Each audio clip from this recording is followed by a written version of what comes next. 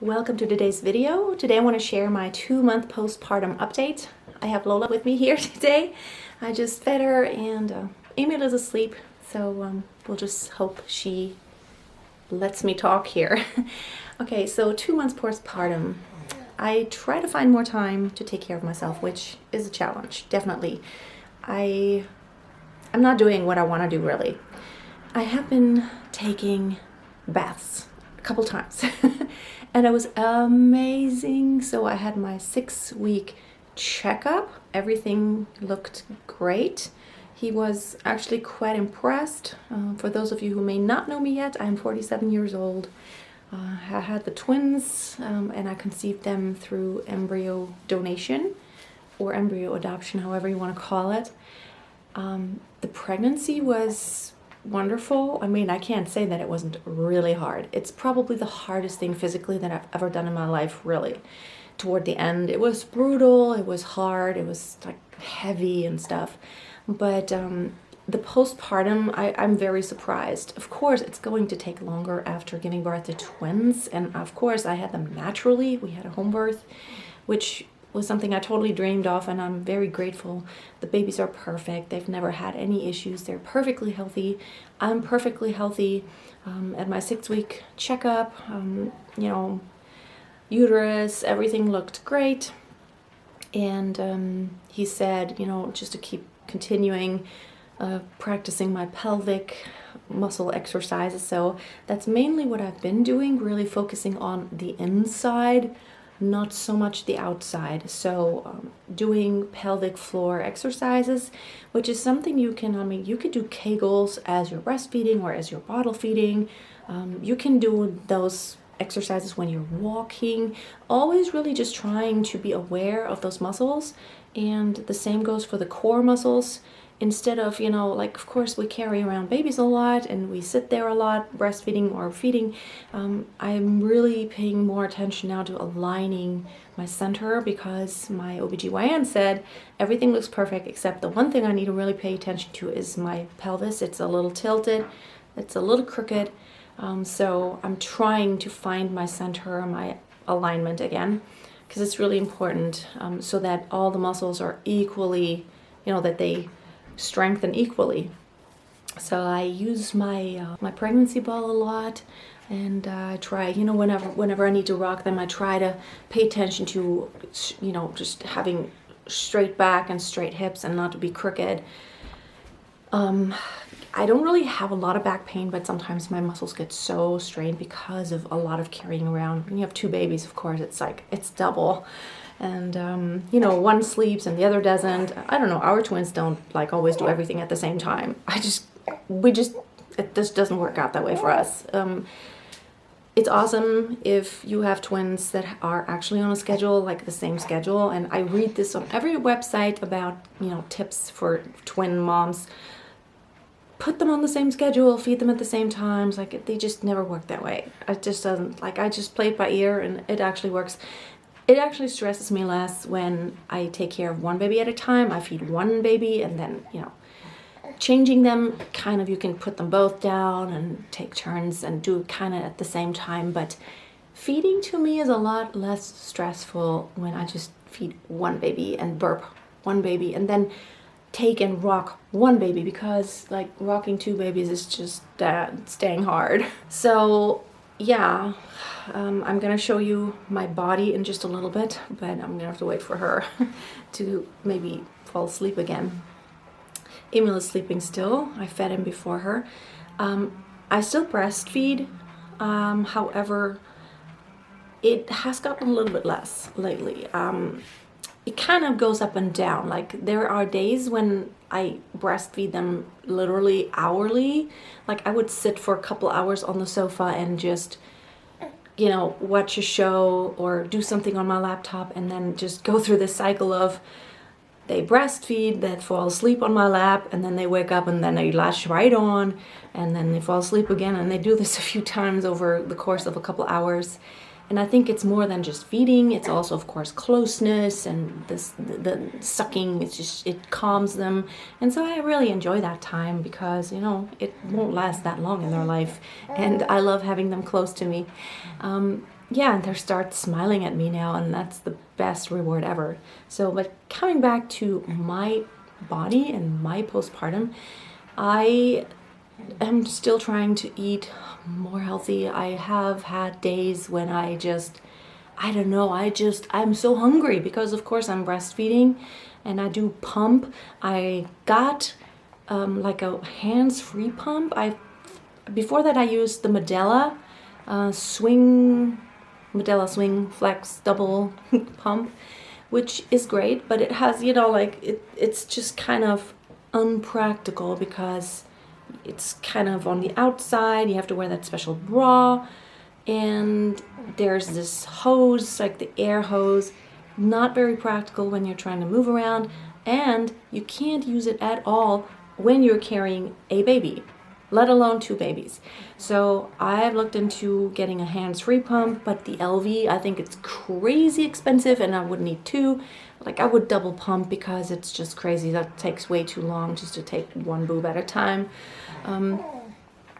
But LV, no way. And there's this other one I think that is like also way too expensive. So I've looked into some less expensive options and I'm trying out a couple, and I'm actually going to do a review on these soon here on my channel.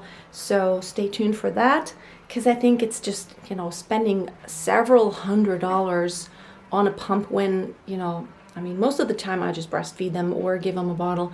I don't pump a lot. It's just to, you know, when I don't have a chance to, or when I'm out for a couple hours, sometimes I pump, or, you know, just to get things going again. I just think it's crazy to spend so much money. Lola, you want to say hi? Lola, you want to say hi? Hey there. Yeah, she doesn't know where the camera is yet. Sweetie, huh?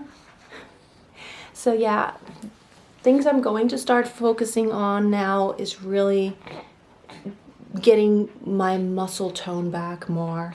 My core muscles are getting stronger. My diastasis recti it's healing very nicely.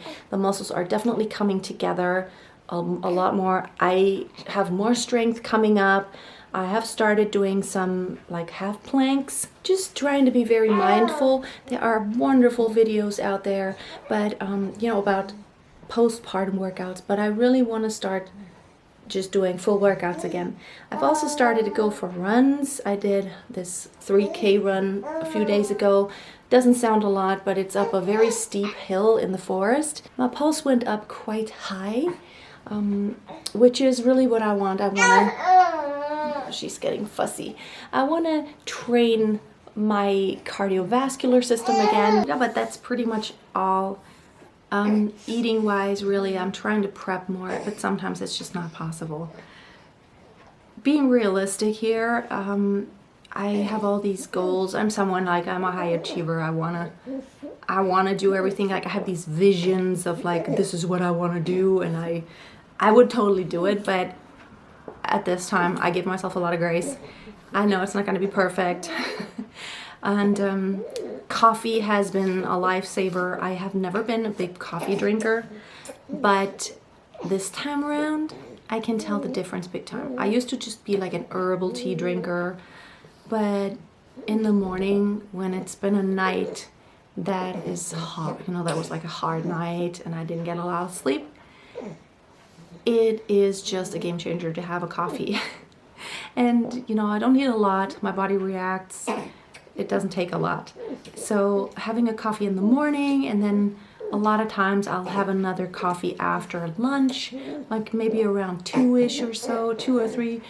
That really gets me through the day. And that's when I have these times when I'm like getting all these goals. I have these visions of like, yeah, I'll do this and I'll do that and I'll do another video and I'll go for a run and I'll clean up, and then I hit it hard. Like coming back to reality, it's like, okay, that was not realistic. Let's come back to reality. The babies just need, like, I've been carrying babies around instead of just doing the things I wanted to do. Sometimes it's hard to even go to the bathroom and pee. Sometimes I have to just put them down and let them scream for just a couple of minutes because, you know, I have to let them cry because, I mean, I just have to go to the bathroom. Yeah, I mean, and then, you know, let alone trying to prepare lunch or dinner for the family. And, for, you know, Romy comes home from school. Sometimes she comes home and, like, lunch is not ready. I need her to maybe, you know, carry around one of the babies or, you know, try to entertain one or two so that I have my hands free. I am using the carriers, you know, the front and back. I do the tandem baby wearing, and I have figured out, you know, I'm learning to be better with the tying. It's much better now than it was a few days ago. So I, whenever one baby gets fussy, I put the baby in the carrier, usually in the back. And then if the other baby also gets fussy, I'll put it in the front. And I found a way to where, you know, it's okay, but it does really strain my shoulders and my back after a while. I mean, now they're getting pretty heavy now. So I'm trying to be mindful also about my, you know, of my body. I am a strong believer of really taking care of your body, and because it is my temple, it's what I live in. So, you know, trying to find rest, I have to remind myself of it. It's hard. I'm someone, I just want to keep going. Like go, go, go, go, go, go, go. Because I have all these ideas and I have all these things I want to do. But then sometimes I have to just tell myself, okay, stop it already. The world isn't gonna end if you don't get to do this now. Like, you know, just leave the kitchen and be a mess, you know. I actually got someone to help me clean the house on Saturdays for a couple of hours. That is so helpful. So she will clean the bathroom, she will mop the floors. Maybe I can ask her to clean some windows. Those are things that I typically never do because it's just, you know, with the babies, there's no way. I'm like, the things I focus on is just barely surviving and making a bed.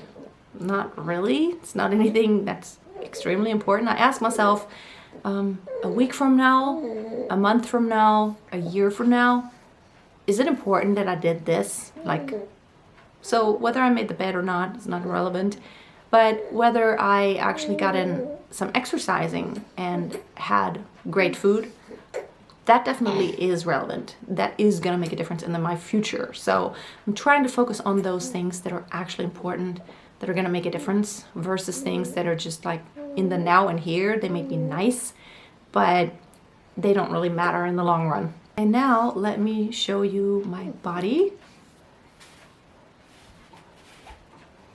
So grateful again, no stretch marks.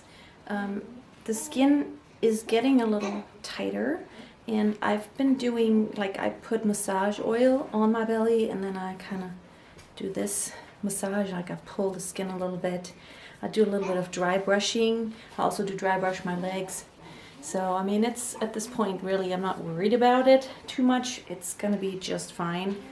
As I exercise, the linea nigra is still a little bit there. I never had that in my first pregnancy. But, yeah. Thank you so much for watching today. If you want to follow along our journey with the twins, hit that subscribe button, and I'll see you next time. Be blessed, and bye.